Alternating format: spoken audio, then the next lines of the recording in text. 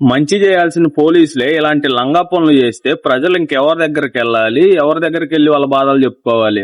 ASI Srinivasarao, మీకు ఎవరు rights ఇచ్చారు? ఒక అమ్మాయిని ఒక అబ్బాయిని వీడియో తీసి బెదిరించటం, వాళ్ళ దగ్గర డబ్బులు అడగటం, ఇవన్నీ ఎవరు ఇచ్చారు మీకు రైట్స్? ఈవెన్ సుప్రీం కోర్టే పేరెంట్స్ సపోర్ట్ లేకపోయినా సరే వాళ్ళు పెళ్లి చేసుకోవచ్చు అని సుప్రీం కోర్టే ఆర్డర్ ఇచ్చింది. ఇప్పుడు మాచర్లో వర్క్ చేస్తాడు, అంతకు ముందు వచ్చేసరికి గురిజాల్లో వర్క్ చేశాడంట. అయితే ఇతను చేసే పని ఏంటంటే ఆటో వాళ్ళతో డీలింగ్ చేసుకొని ఆటో వాళ్ళతో వీడియో తీపిచ్చి ఆ వీడియోస్ ఇతను తీసుకొని బెదిరిస్తా ఉంటాడంట మనీ కోసం. మీరు మనీ ఇవ్వకపోతే మీ ఇంట్లో వాళ్ళకి చెప్తాను, పెద్దవాళ్ళకి చెప్తాను, అది ఇదని. గవర్నమెంట్ అయితే మేము ఒకటే అడుగుతున్నాము, ఇలాంటి వాళ్ళని 3 నెలలు 6 నెలలు సస్పెండ్ చేసి మళ్ళీ జాయిన్ చేయించుకోవటం కాదు. అసలు ఆ పోలీసు తోడు ఇలాంటి పని చేయాలంటే భయపడేలా చేయండి. మేము మిమ్మల్ని రిక్వెస్ట్ చేస్తున్నాం.